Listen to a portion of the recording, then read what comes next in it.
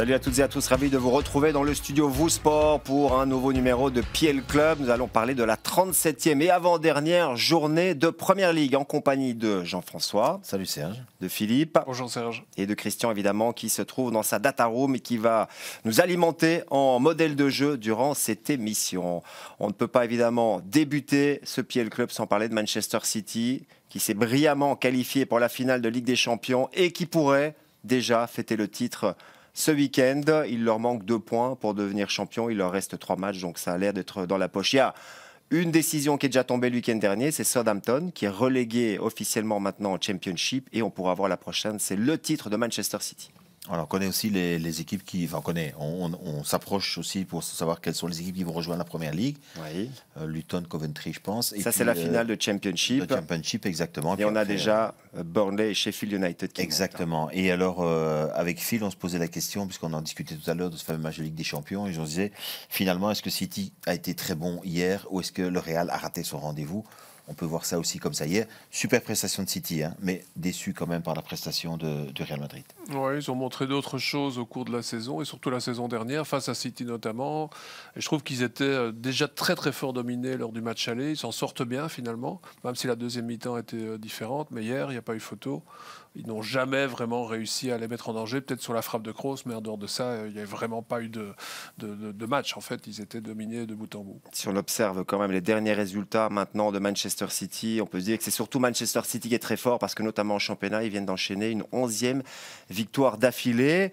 Dans la préparation d'une saison, on appelle ça de la périodisation. Ils sont arrivés au sommet de leur forme début mars, au moment où ça comptait. Oui, avec une récurrence dans les saisons, c'est-à-dire le mois de mai est toujours un excellent mois du côté des Citizens. Et en plus des joueurs qu'on n'attend pas forcément qui émergent comme Gundogan, Bernardo Silva. Bernardo Silva fait une super saison alors qu'on parlait de son départ en début de saison, mais au moment clé, c'est pas qu'on les attend pas, c'est que l'un prend la place de l'autre sans que l'équipe le puisse... très bel exemple pour ça, même si on va reparler de tout ça après, mais Grealish par exemple, qui jouait pas, qui jouait peu, qui était en difficulté lors de sa première saison et qui là tout à coup maintenant il sort plus du tout. Donc en tout cas le gros changement cette saison, c'est évidemment la présence d'Erling Haaland, élu joueur du mois d'avril. Il est déjà élu aussi joueur de la saison par les journalistes. On sait qu'il y a plusieurs prix individuels qui sont décernés en Première Ligue et je vous propose de voir un clip qui lui est dédié parce que comme je vous le disais, il a été élu meilleur joueur de Première Ligue du mois d'avril. Haaland continues to set the bar higher and higher in a season for the ages. In there. Haaland's battling, Haaland's scoring. Haaland's arriving. Haaland! Oh, it's another classic. And never in doubt. Touch into the bottom corner. Haaland's first touch is great. Second is even better. Here's Haaland. Here unleashed. Shot unleashed. No doubt about it now. Born in Leeds, raised in Norway, but made in Manchester. Erling Haaland, goal scorer supreme. English footballing history, rewritten before our eyes. Erling Haaland, joueur norvégien de 22 ans qui fait tomber toutes les barrières en Première Ligue. Sur le mois d'avril, il a joué 4 matchs de Première Ligue, marqué 6 buts, réussi 2 assists, 36 buts déjà cette saison en Première Ligue. Il reste 3 matchs à City, un total de 52 buts et il n'a même pas marqué face au Real. Non, mais Haaland et De Bruyne, c'est un peu la partie visible de l'iceberg. Eux, on sait qu'ils sont dangereux, il faut les surveiller. Mais derrière, il y a celle qui n'est pas visible et ils sont tout aussi dangereux. C'est une équipe. Ce que fait Haaland, quand même, c'est exceptionnel. Il a déjà battu le record de buts en Première Ligue sur une saison à 20 clubs, sur une saison à 22 clubs aussi. Et il pourrait, pourquoi pas, atteindre la barre des 40 buts. Je pense qu'il va y arriver. Hein, S'il joue, parce qu'il y a sans doute aussi une rotation qui va se faire. Mais on aura l'occasion d'en discuter durant cette émission, parce qu'on va bien sûr parler du match de Manchester City. On revient quand même sur le bilan après 36 journées. Haaland, évidemment, toujours meilleur buteur. De Bruyne, même s'il n'a pas joué, toujours meilleur donneur d'assist. On a dépassé la barre des 1000 buts cette saison. Il reste encore 2 journées à disputer et des matchs aussi de rattrapage, notamment pour Manchester City. Et je vous propose aussi de découvrir le dernier dernier but marqué de Haaland, le 36e, c'était le week-end dernier, lors de la victoire. On pensait que c'était un match piège pour Manchester City, mais pas pour ce City-là, parce que ça a été tellement facile d'aller gagner à Everton, score final 0-3. Oui, je pense qu'il n'y a plus de match piège pour eux. Alors peut-être une finale, les deux finales qu'ils vont disputer maintenant, ça ce sont toujours des matchs un petit peu particuliers. Il y a une tension supplémentaire qui peut intervenir. Je vois mal comment l'Inter peut faire douter Manchester City. Sur un match. Sur un match, c'est toujours possible. On sait Attention, il ne faut pas se prononcer trop vite. Sur un match, tout est possible. Dans une phase de groupe, il n'y aurait pas de problème. On avait dit la même chose de la finale Manchester City-Chelsea il y a 2 ans. Et la peur de perdre peut aussi exister pour cette équipe-là, c'est vrai. Alors City, on va en reparler d'ici quelques instants, mais on va aussi parler de la rencontre qui est quand même capitale dans la course à la qualification européenne. C'est celle qui oppose Liverpool et Aston Villa.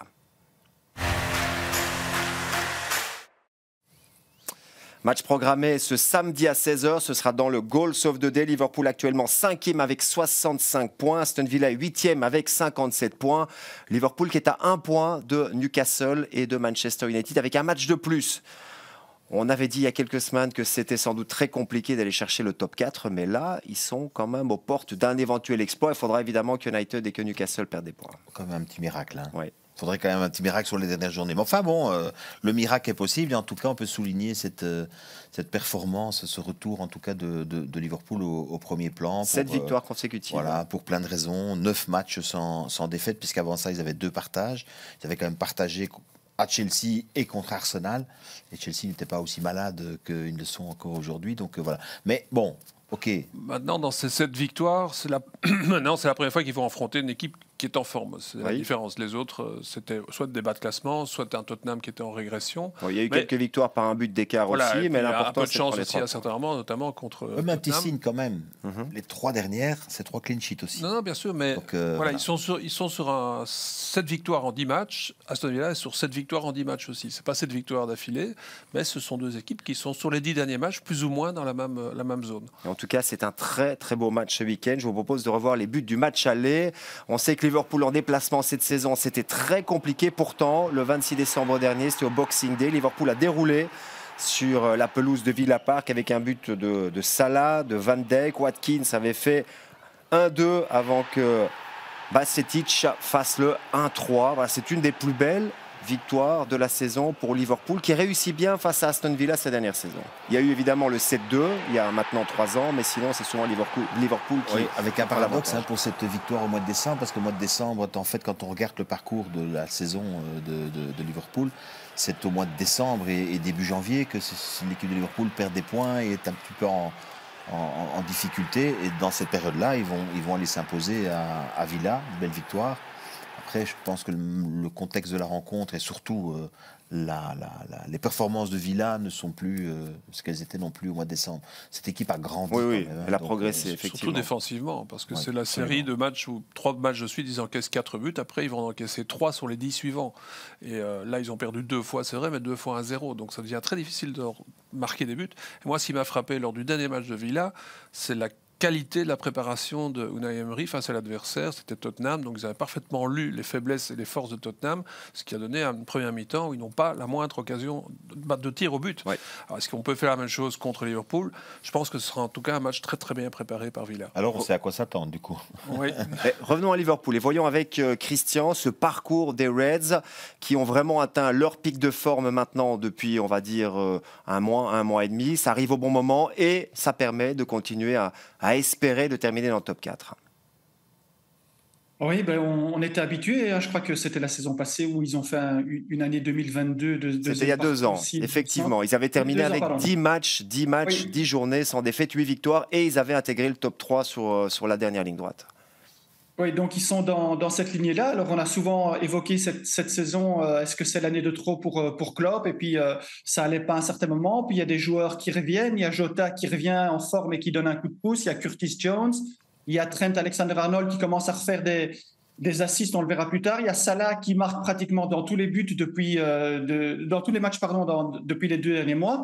Et donc voilà. Et alors on a essayé aussi de voir pour la préparation de ce match, de voir quelles étaient les performances des 2 équipes depuis que Emery est arrivé en championnat d'Angleterre. Et donc voilà, on voit quand même que ce sont 2 équipes qui sont dans le top 4 en fait au niveau des points engrangés.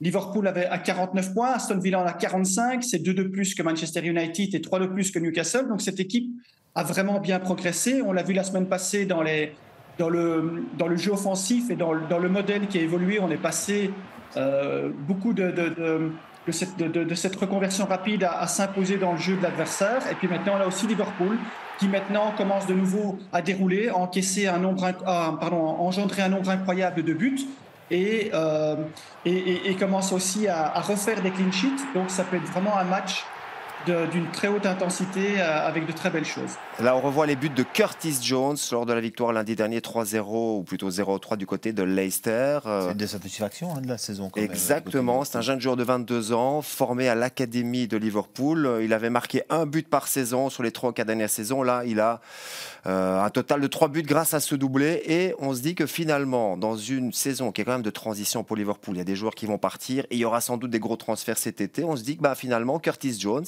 c'est peut-être un des joueurs dans l'entrejeu sur lequel Klopp peut compter. Oui, d'autant que c'est le secteur de jeu qui est pointé pour tenter en tout cas de l'améliorer la saison prochaine. Donc voilà, c'est déjà une belle plus-value. Et puis surtout, je trouve que, en tout cas dans les commentaires de Klopp, après quelle sera la réalité du terrain, on verra bien, mais cette intention en tout cas de Liverpool de ne pas se lancer dans la course à la folie des dépenses comme peut faire d'autres. Oui, parce qu'on parlait de Jude Bellingham évidemment, mais qui visiblement a déjà été une piste. Attention, ils ont déjà fait le coup. Oui. Ils ont déjà fait le coup de se mettre en retrait en disant non, ça ne nous intéresse plus. Puis au dernier moment, boum, ils arrivent et ils ont une offre qui laisse tout le monde sur le carreau. Donc on verra. Mais bon. Compliqué à dire pour l'instant sur les transferts. Il faut d'abord terminer bien la saison et puis ce sera dépendant. Oui, et puis Ligue des Champions ou pas, exactement. ça si va on être joue l'Europa déterminant. League, on n'attire pas les mêmes joueurs que si Bien on joue la Ligue des Champions quand on s'appelle Liverpool, je pense. Ligue des Champions, ça va être compliqué. Je tiens à signaler aussi qu'un des soucis, je ne sais pas si c'est vrai ou pas, vous me dites toujours qu'il ne faut pas trop croire ce qu'on lit. Et voilà, mais enfin, sur le football anglais, on a la presse anglaise qui nous donne quelques indices et informations, mais je dis simplement que par rapport à Liverpool, Salah s'est exprimé dernièrement en disant qu'il voudrait quand même désormais quitter le club.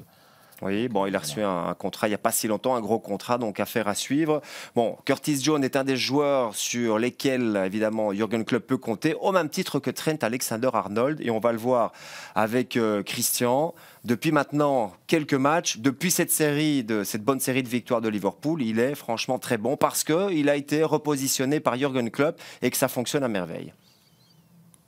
Critiqué pendant la deuxième partie de l'année 2022 en disant il est tout le temps impliqué dans des buts défensivement, il est plus aussi performant offensivement.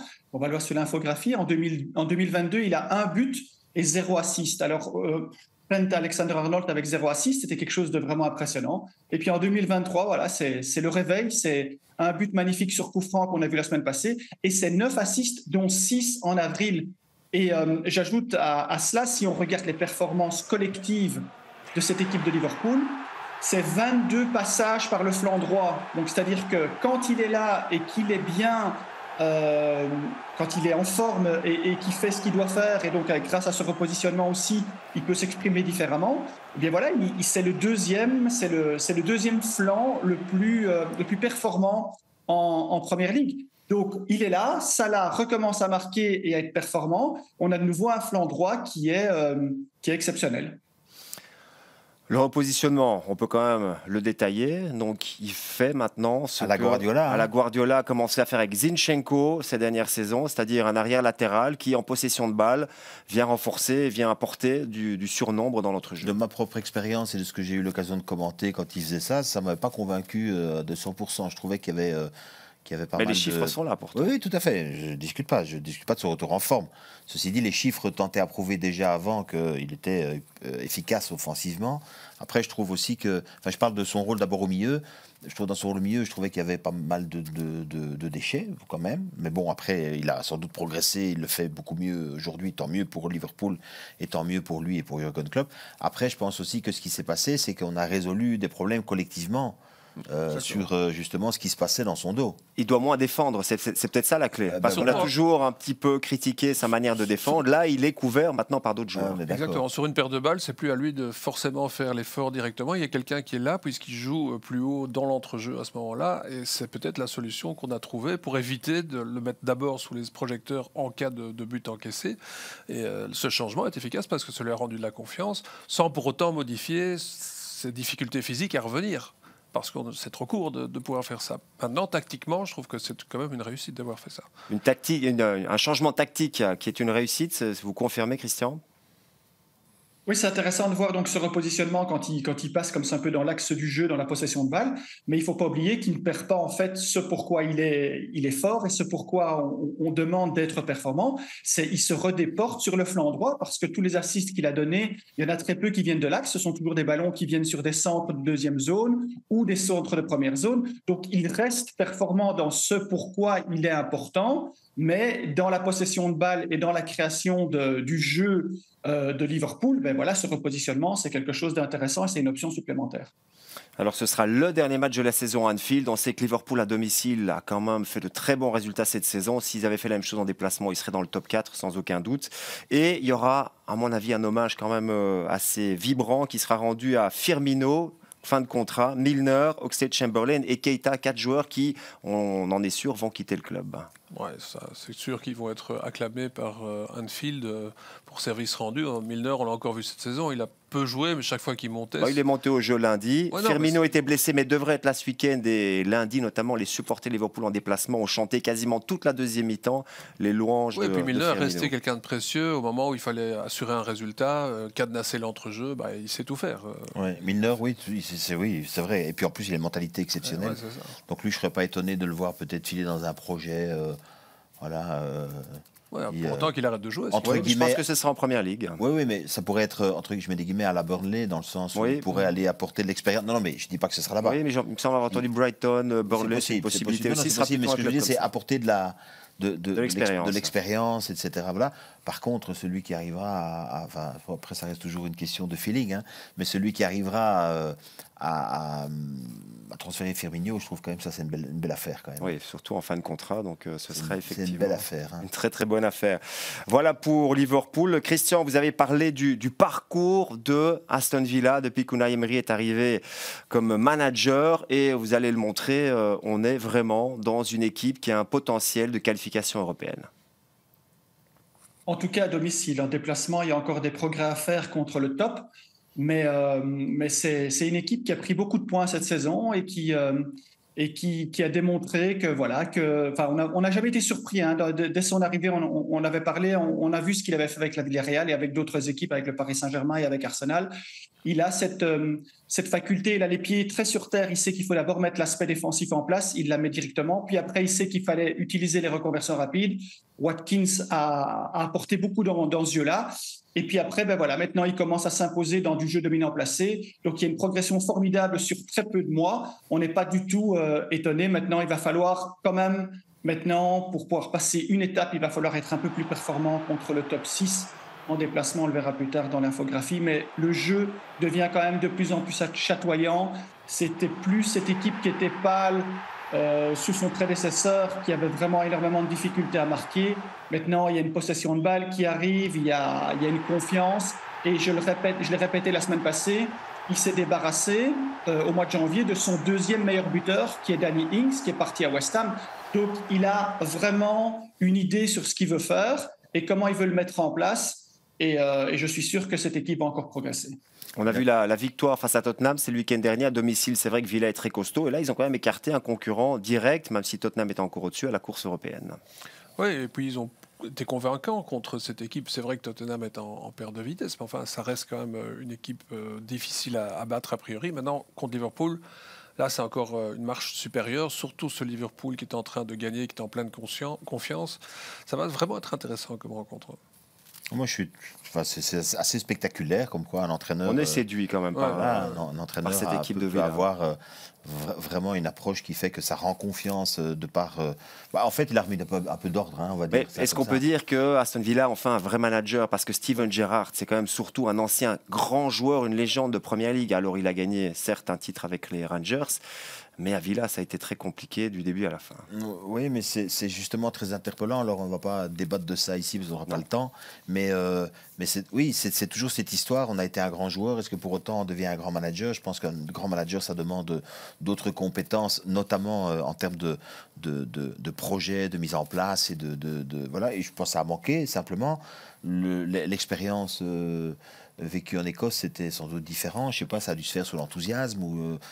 Et là, je ne doute pas que Steven Gerrard peut apporter quelque chose. Mais ici, il fallait parvenir à identifier le mal, le soigner. Et le mal, c'était l'équilibre entre l'offensif et le défensif. Et donc, je pense qu'ici, l'entraîneur idéal, il est là pour l'instant. Et ça, c'est une bonne nouvelle. En dehors de ça, il a des idées. Mais il a des idées aussi, la suite dans les idées pour l'année prochaine. Puisqu'on entend quand même aussi beaucoup aujourd'hui sur quel dossier Aston Villa est en train de se positionner. Donc, c'est une équipe à suivre pour la saison prochaine avec un entraîneur comme Emery.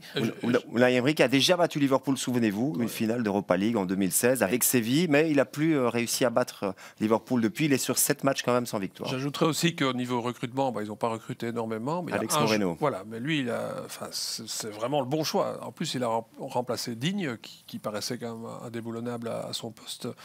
Et Alex Moreno, c'est peut-être le transfert le plus impressionnant de la mi-saison. Donc, à voir maintenant avec le temps ce qu'ils peuvent encore obtenir pour la saison prochaine. Mais cette équipe de Villa sera à suivre. Ils sont sur tous les dossiers. Oui, bien sûr. Occupés, là, il va y avoir un mercato d'été en Angleterre. Comme tous les étés avec la Première Ligue, parce que c'est évidemment le championnat avec le plus de potentiel financier. Donc ça fait des gros transferts. Christian, en tout cas, si Aston Villa veut devenir européen, c'est l'ambition de Unai Emery, parce que la Coupe d'Europe, évidemment, c'est son truc. Il faudra être très très fort sur la dernière semaine de compétition, parce qu'il y a des gros matchs qui attendent Aston Villa. Oui, il reste 2 matchs contre les équipes du top 6, c'est-à-dire contre Liverpool et Brighton. Donc là, il va falloir être performant. Peut-être qu'à domicile contre Brighton, ça ira peut-être plus facilement, mais suite aux résultats qu'on voit en déplacement, ça semble difficile pour aller gagner à Liverpool, parce que cette saison, c'est absolument pas leur modèle, à part une victoire contre Brighton en déplacement. Voilà, il va falloir faire au moins 4 sur 6 pour pouvoir essayer de revendiquer quelque chose, mais ça va être compliqué. D'autant plus compliqué ce match pour Aston Villa que Liverpool, et ça depuis plusieurs saisons, c'est assez répétitif. Le dernier match à domicile de la saison, ils y mettent quand même une attention toute particulière. C'est normal, c'est Anfield. On est d'accord, mais donc ça veut dire que voilà, pour eux, c'est le dernier en tout cas en termes de championnat. Et à l'inverse, Aston Villa, sur toutes les... Alors ça n'a rien à voir peut-être, vous allez me dire statistiquement, parce qu'il y a un autre entraîneur, mais eux, ils ont la mauvaise habitude de toujours mal terminer leur championnat. Plus sur le dernier match que sur l'avant-dernier, mais enfin voilà. Ouais, en tout cas, c'est un match très important pour la qualification européenne, pendant que Bournemouth accueillera Manchester United, donc il y a 1 point de plus pour le moment que Liverpool, c'est samedi 16h, et Newcastle accueillera Leicester lundi soir, mais Newcastle a aussi un match à rattraper, ce sera ce jeudi soir, donc ça va un petit peu modifier le classement, mais il reste un espoir pour Liverpool, il reste aussi un espoir pour Aston Villa d'intégrer le top 7, donc ça va être un super match. Il est temps de parler maintenant du haut du panier, de la première place, du futur champion d'Angleterre, c'est Manchester City qui reçoit Chelsea. Pride. The achievements of those with whom one is closely linked. The ability to look yourself in the mirror and say, I gave my all. For titles. For reputation. For glory. Manchester City, it feels like their destiny. This is Manchester City v Chelsea.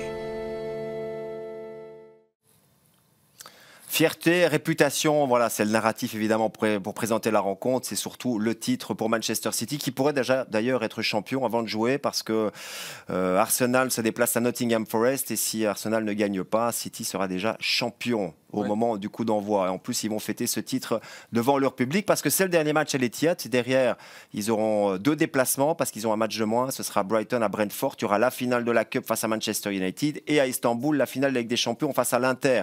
Donc ça va être la fête dimanche, 17h. Je trouve ça très bien pour eux finalement, s'ils veulent être dans une situation confortable, que ça se passe comme ça. Parce que s'il avait fallu défendre un point d'avance en allant se déplacer à Brighton et à Brentford, ça aurait été assez inconfortable. Là, ils sont 11 victoires consécutives en Première Ligue. Qui peut résister à Manchester City? Une performance de haut vol en Ligue des Champions contre le Real Madrid.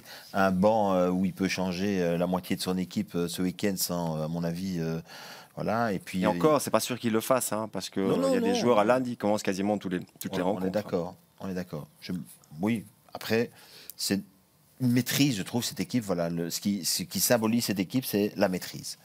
La maîtrise dans tout le domaine du jeu. Et je les ai trouvés très performants. Alors, c'était le niveau de la Ligue des Champions, et on sait, enfin, je pense en tout cas, et je l'ai souvent répété, que pour moi, c'est vraiment l'objectif de cette saison, mais j'ai trouvé que dans les transitions hier, entre la possession et la perte de balle, ils étaient phénoménales.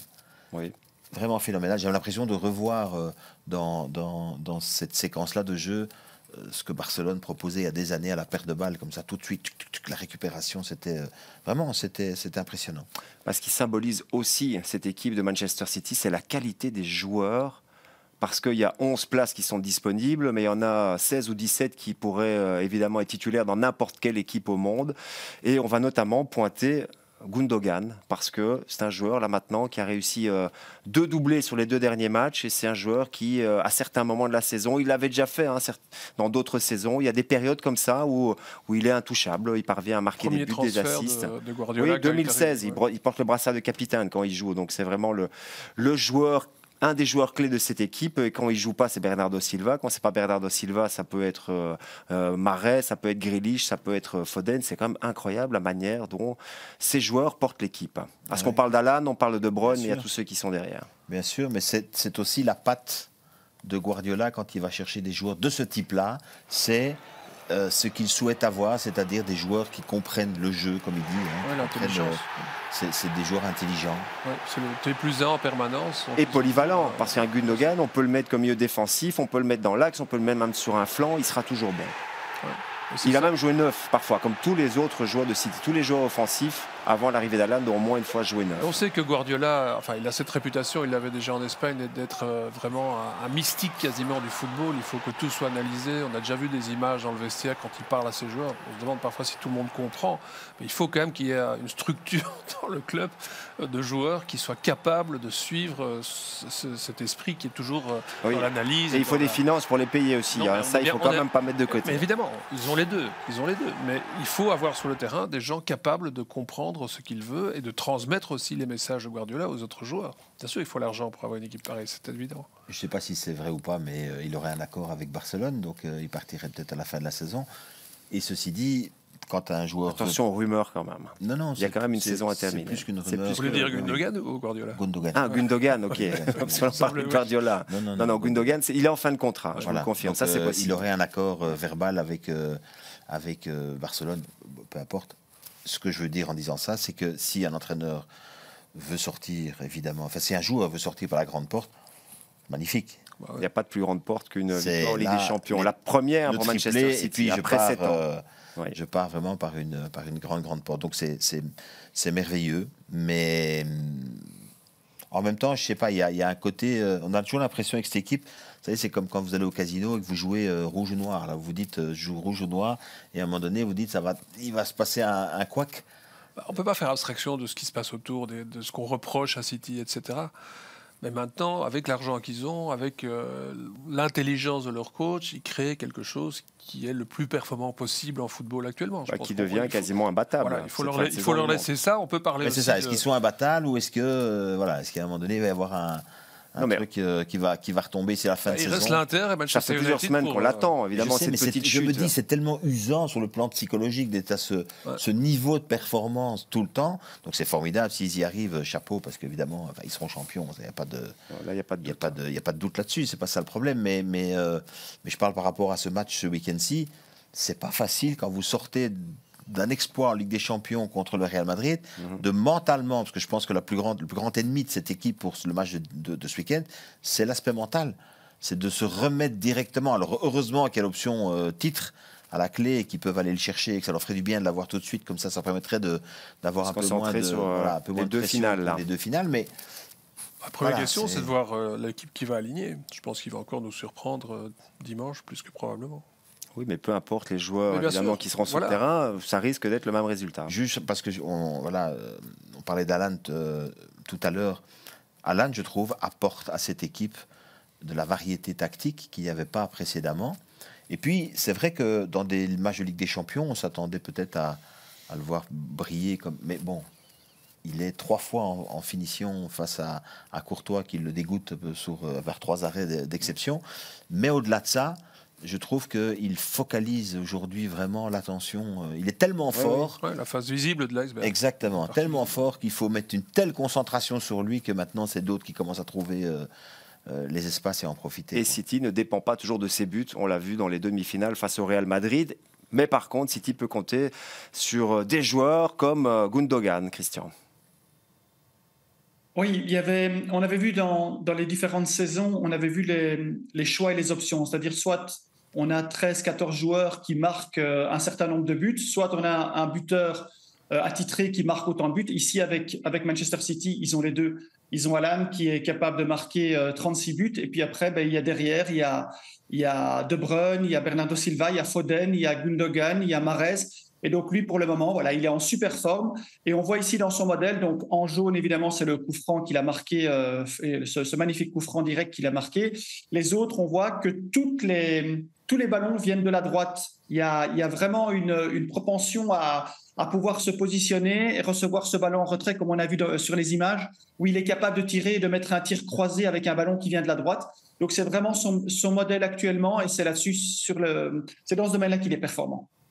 On a souvent parlé évidemment de la zone optimale de centre que maîtrise parfaitement Manchester City, mais dans les points forts de cette saison pour les Citizens en Première Ligue, il y a aussi, Christian, les tirs hors rectangle. En préparant l'émission, Serge, vous m'avez posé la question et vous m'avez dit, mais quel est le point, on va dire pas faible, mais quel est le point un peu moins fort de City cette saison dans les différents domaines? Il n'y en a aucun, à part peut-être qu'ils ne marquent pas assez dans le dernier quart d'heure, mais comme vous l'aviez dit en réunion, ils n'en ont pas besoin. Par contre, ils ont aussi, en plus de la difficulté, quand ils ont une difficulté de rentrer dans le rectangle, ils ont cette possibilité de marquer sur les tirs hors rectangle. Et on va le voir sur l'infographie. Voilà, c'est 13 performants cette saison. C'est juste derrière Newcastle. Donc, là aussi, ils sont les meilleurs. Avec, vous voyez, alignés comme des suspects ou des accusés, ben voilà, on a De Bruyne avec 4, et puis on a Bernardo Silva et Gundogan avec 2, et puis on a 5 joueurs avec un but. Donc ça vient de partout. Ça peut venir sur des reconversions rapides avec des tirs lointains, ça peut venir avec des ballons profonds avec des face-à-face. Ça peut venir, comme on l'a vu avec Gundogan, sur des ballons venant sur des attaques placées et d'avoir la possibilité en fait de venir d'un ballon de la droite ou des flancs et de tirer directement. Voilà, c'est une force incroyable. C'est vraiment, voilà, ça met l'adversaire en doute. Est-ce qu'on doit aller les chercher plus haut? Est-ce qu'on doit reculer? Si on recule, ça donne des possibilités dans le rectangle. Si on va les chercher, ça donne des possibilités au rectangle. Si on va les chercher plus haut, eh bien, on est exposé à des ballons dans le dos. Donc, c'est une arme exceptionnelle. 8 joueurs qui ont marqué sur des tirs en rectangle. C'est exceptionnel. Mais ça me fait un peu sourire. Je vous explique pourquoi. C'est parce qu'en fait, il y a 2 ans de ça, à l'arrivée dans le football, quand on commençait à beaucoup parler dans la presse des expected goals, etc., on disait notamment que sur les frappes hors rectangle, les expected étaient mauvais, que donc il fallait... Il y en a qui allaient même jusqu'à dire... je ne sais pas si ça sert encore vraiment à quelque chose de frapper au but. Parce que, voilà, comme le football, c'est une éternelle remise en question. On a la preuve ici évidemment que ça vaut la peine. Oui, on a vu notamment Alvarez. C'est vrai qu'on n'en a même pas beaucoup parlé cette saison. C'est quand même l'autre attaquant qui est arrivé avec Haaland. Et quand Haaland ne joue pas, c'est Alvarez qui marque des buts. C'est sûr que la saison prochaine, c'est un des joueurs qui va probablement un peu plus émerger encore, parce qu'il a un talent fou. Ça s'est vu dès qu'il est monté sur le terrain. La première fois que j'ai commenté un match avec City, je l'ai vu jouer, je me suis dit waouh, où est-ce qu'ils ont encore une fois été chercher celui-là? Il n'a fait que progresser au cours de la saison. En plus, il a une maturité déjà, je trouve, qui est impressionnante. Techniquement, c'est parfait. Physiquement, ça semble déplacement aussi très intéressant. Placement et déplacement impeccable. Ouais, il faut bien chercher les joueurs. Même si on a beaucoup d'argent, il faut quand même trouver les bons. D'ailleurs, l'adversaire de dimanche dépenser beaucoup d'argent et pas forcément trouver les bons. Justement, on va en parler, puisque c'est dimanche, 17h à l'Etihad, Manchester City face à Chelsea. On va quand même parler un petit peu des Blues, les autres Blues. Il y a les Sky Blues qui vont être champions, et il y a des Blues qui ont vraiment le blues, parce que les Londoniens, ils sont quand même pointés à la 11e place. Et ils ne seront pas dans la première partie du tableau. Ils ne sont pas dans la première partie du tableau. Il n'y aurait pas de Coupe d'Europe la saison prochaine. Bon, c'est arrivé il n'y a pas si longtemps. Ils ont quand même été champions cette année-là avec Antonio Conte, mais c'est un échec, le passage de témoin entre Abramovich et Todd Boehly et tous ces amis milliardaires qui ont racheté le club. C'est très très compliqué, même s'il y a un petit sursaut. Frank Lampard qui avait perdu ses premières rencontres, là il est sur un 4/6. Ils ont partagé le week-end dernier face à Nottingham, et ils avaient été gagnés à Bournemouth juste avant. Mais peut-on se satisfaire de ce genre de résultat quand on s'appelle Chelsea ? Alors, quand on en est à se dire que ça va mieux parce qu'on a fait match contre Nottingham et on a gagné contre Bournemouth, c'est que ça va pas bien du tout quand même. Non, pour une équipe de ce niveau-là. Surtout pas quand on a dépensé 600 millions d'euros. Oui, ça, on l'a dit, redit et on le redira encore. Ça reste vrai, sans oublier l'arrivée de Pochettino qui amène avec lui. C'est pas officiel, attendons quand même l'officialisation, même si c'est dans les tuyaux. On est d'accord. Mais qui emmènerait, conditionnel du coup avec lui, son staff, etc. Donc ça va encore coûter, voilà. Ce qui va se passer pendant l'été, ça va encore bouger. D'ailleurs, ça me pose une question sur... Peut-être que ce week-end-ci, je me dis, c'est un match au sommet, peut-être que les joueurs de Chelsea, qui sont de grands joueurs malgré tout, vont avoir l'orgueil peut-être de montrer, même si... Ça fait plus de 6 mois qu'on l'attend. Graham Potter l'a attendu pendant très longtemps et il n'a jamais réussi à le mettre sous le terrain. D'accord. Après, est-ce que c'était... L'orgueil, je parle de l'orgueil. Oui, est-ce que c'était la bonne idée ? D'abord, première chose, si on reparle des entraîneurs... Virer Tuchel, ça c'était déjà peut-être la première mauvaise idée. Mais si on parle d'aujourd'hui, si on veut essayer de trouver un intérêt à cette rencontre, c'est de se dire que Chelsea, peut-être, que de par les joueurs qui composent cette équipe, même s'ils ont aujourd'hui 8 absents, tentent quand même à prouver aussi qu'ils sont un peu... ils se blessent comme des mouches, là.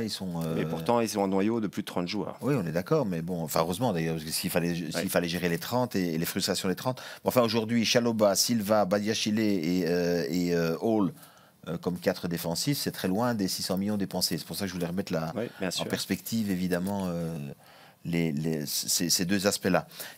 Et insister sur une chose, alors même si rien n'est officiel, d'accord, mais...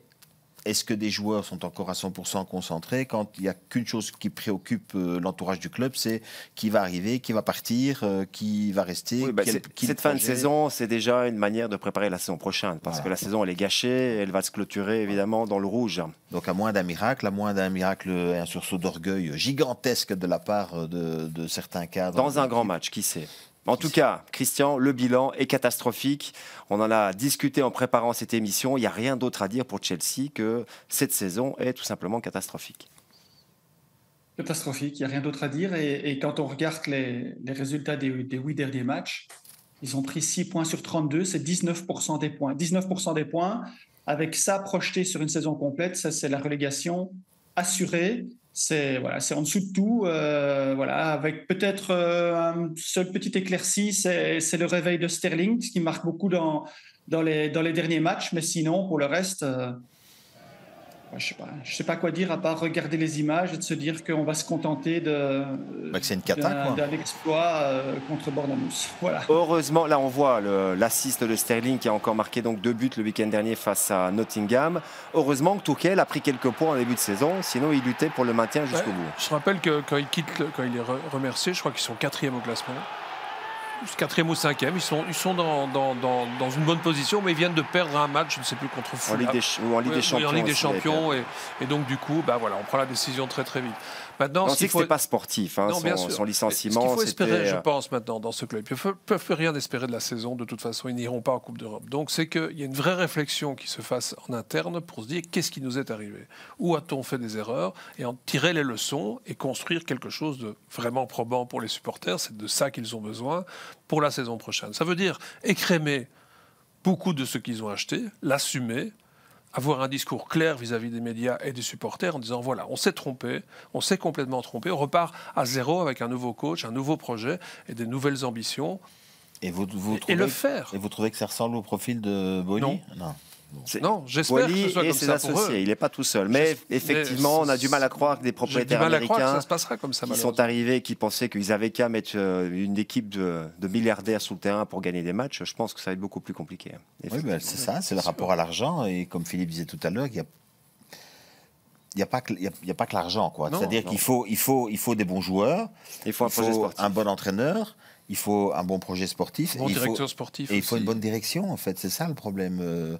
Aujourd'hui, je trouve que cette saison de Chelsea est plus gâchée, non pas par le talent des joueurs. En fait, les joueurs, ils ont du talent, ça c'est clair. Oui, mais quand le talent, il est là sans être organisé, sans être structuré, sans être exploité, voilà. En attendant, il faudra essayer de terminer la saison tant bien que mal du côté de Chelsea. On va le voir, le calendrier est assez costaud. Donc, est-ce qu'on peut attendre un sursaut enfin pour Chelsea dans la dernière semaine de compétition ?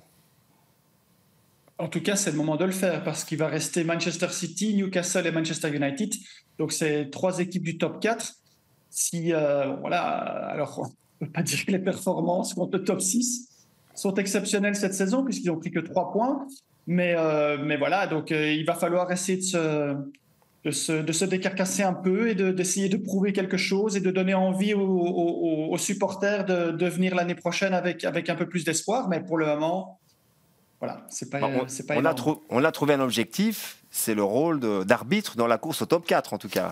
En affrontant Manchester United et Newcastle. Nous, on a trouvé si ça les motive pas. Oui, c'est les joueurs qui doivent penser à ça. Non, la bonne nouvelle, c'est qu'ils sont sauvés. On va peut-être conclure là-dessus. Non, effectivement. Non, mais bon, effectivement. Voilà. Ça aurait pu être pire s'il n'y avait pas eu quand même une première partie de saison qui était correcte avant de complètement plonger maintenant en 2023. Le programme de ce week-end de la 37e journée, le voici. On commencera donc samedi avec Tottenham-Brentford.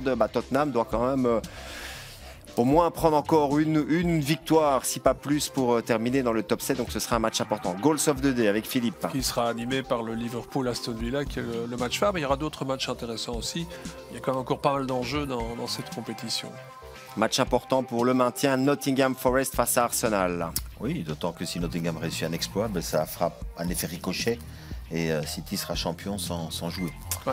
Dimanche, d'abord West Ham Leeds, ensuite Manchester City Chelsea, le match du titre avec Frédéric Wassèche qui sera sur place à l'Etihad Stadium. Lundi, Newcastle Leicester, ça aussi sera un match important. Tous les matchs, quasiment tous, sont importants, soit pour une qualification européenne, soit pour le maintien. Et puis, n'oublions pas non plus, mercredi, Brighton Manchester City. On est quand même curieux de voir cette équipe de Brighton, même si City est champion d'ici là, l'équipe de Brighton de De Zerbi face au City de Guardiola, ça vaut le déplacement. Ouais. Et eux, ils jouent Newcastle, ils jouent Southampton, ils jouent Manchester City, et le dernier match, ils jouent Aston Villa. Sacré fin de saison aussi. Parce qu'eux, ils ont encore 4 matchs, à commencer par ce jeudi soir, en tout cas pour ceux qui voient l'émission. En première diffusion, le jeudi. Il nous reste à dire au revoir à tout le monde, à signaler aussi que vous pouvez nous suivre sur les réseaux sociaux. Que voici, que voilà. Donc rendez-vous pour ce week-end pour la 37e et avant-dernière journée. Week-end sans doute de titres à confirmer quand même dimanche du côté de Manchester City. Merci Jean-François. Merci.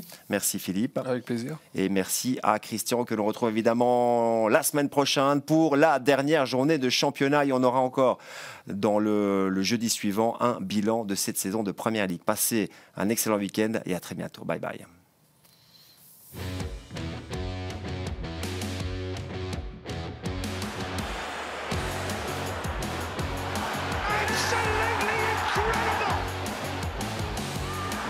What a finish! And Willian scores! Such a clever finish. Dwayne Holding!